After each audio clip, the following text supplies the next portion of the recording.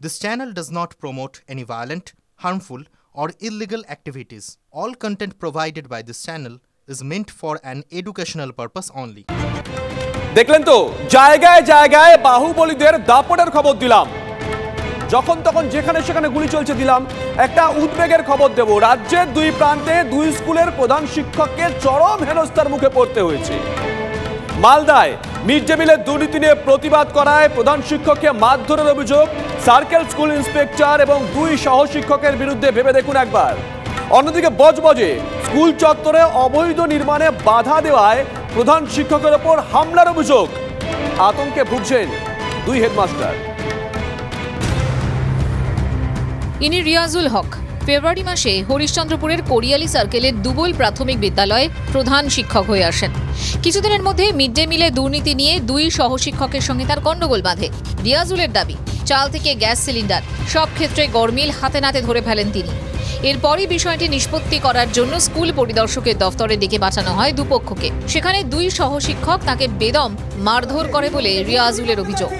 মারধর করে বলছে তোমার হেডমাস্টারই ছুটিয়ে দেবো। কারা মারধর করেছিল? কারা? অ্যাসিস্ট্যান্ট টিচার শফিকুল ইসলাম, যে ওখানেই বিজনেস করে, একটা জমির বিজনেস করে। ও মানে বাড়ির পাশে আর একটা চেম্বার আছে। কার মদত দিয়ে মারধর করা হয়েছে? এই মদতটা হচ্ছে এসআই এবং আরো অনেকজন আছে। কি নাম এসআই? এসআইয়ের কি নাম? এর নাম হচ্ছে মনিরুল ইসলাম। এরপর থেকে আর স্কুলে যেতে পারছেন না রিয়াজুল। একই সঙ্গে ঘর ছাড়াও প্রধান শিক্ষকের অভিযোগ, তাকে প্রাণে মারার হুমকি দেওয়া হচ্ছে। শিক্ষা দপ্তর সহ প্রশাসনের সব স্তরে এই নিয়ে অভিযোগ জানিয়েছেন রিয়াজুল। ওটা প্রচণ্ড রাগ মানে ছিল, আমাকে প্রাণে মারার এবং চাকরি খাওয়ার মতো এখন যা অবস্থা। আমি মানে মাপও নিয়ে নিয়েছিলাম যে যাই হোক আমাদের মধ্যে হয়েছে, তবুও মানে না, আমাকে মানে পিছনে পড়ে আছে চাকরি এবং হয়তো জানও চলে যেতে পারে। শুধু দুর্নীতিতে মদত নয়, স্কুল পরিদর্শকের বিরুদ্ধে শিক্ষকদের থেকে বারে বারে মোটা টাকা ঘুষ নেওয়ারও অভিযোগ উঠেছে। সব অভিযোগ অবশ্য অস্বীকার করেছেন মনিরুল ইসলাম।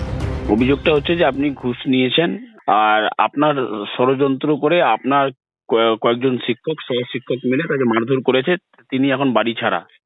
কি বলবেন? পুরোপুরি মিথ্যে কথা, ভুয়ো কথা, এটা পুরোপুরি মিথ্যে। অভিযোগ, সমস্ত নিয়মকে বুড়ো আঙুল দেখিয়ে গত 10 বছর ধরে স্কুল পরিদর্শকের পদে রয়েছেন মনিরুল। কোন জাদু বলে তিনি এতদিন বহাল রয়েছেন তা নিয়ে প্রশ্ন উঠছে। প্রশ্নের মুখে শিক্ষা দপ্তরের ভূমিকাও। যারা এসআইরা আছেন, মনিরুল বাবু বা আরও যারা এসআই আছেন সমস্ত এলাকাতে, যাদের 5 বছরের উপর হয়ে গেছে তাদেরকে সরিয়ে অন্য জায়গায় করুন। দেখেন স্বাস্থ্য আমাদের এখানকার লেখাপড়া খুব ভালো হয়ে যাবে।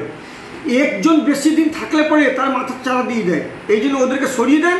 নতুন করে যে অফিসার আসবেন উনি ঠিক হিসাবে কাজটা করবেন। এই ঘটনাটা না হওয়াই কাম্য মনে করি আমি। এরকম ঘটনা না হওয়া উচিত, এগুলো নিন্দনীয় ঘটনা।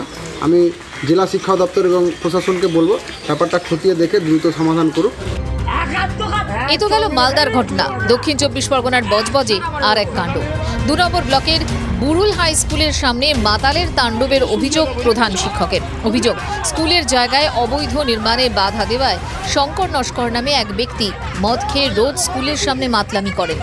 গত 1 জুলাই এইটা চরম অবস্থায় যায়, অবৈধ নির্মাণের ভিতর থেকেও একটা বাঁশের এরকম খেটো লাঠি নিয়ে মারতে আসে। তখনই আমি আমার শিক্ষকদের ডাকি, শিক্ষকরা সঙ্গে সঙ্গে আসেন। তো তারপরে পুলিশ প্রশাসনকে জানানো হয়, পুলিশ প্রশাসন এসে ওই অবৈধ নির্মাণটা মোটামুটি ভেঙে দেয়। এরপরও তার ওপর হামলার চেষ্টা করা হয় বলে প্রধান শিক্ষকের অভিযোগ। মালদার রিয়াজুলের মতো তিনিও নিরাপত্তাহীনতায় ভুগছেন। শুভতোষ ভট্টাচার্য, সৌভিক সরকারের রিপোর্ট, TV9 বাংলা। দেখলেন তো, মহিলারা আক্রান্ত হচ্ছেন, হেনস্থার শিকার হচ্ছেন সমাজ গড়ার কারিগর যারা স্কুল শিক্ষক আছেন তারা। যেখানে সেখানে যে যাকে পাচ্ছে গুলি করে দিচ্ছে। কি হচ্ছে বলুন তো? আমরা এই খবরগুলো যেমন দেখালাম, একটা ভালো খবরও দেখাবো। মেরিন ড্রাইভে লাখো মানুষের ভিড়।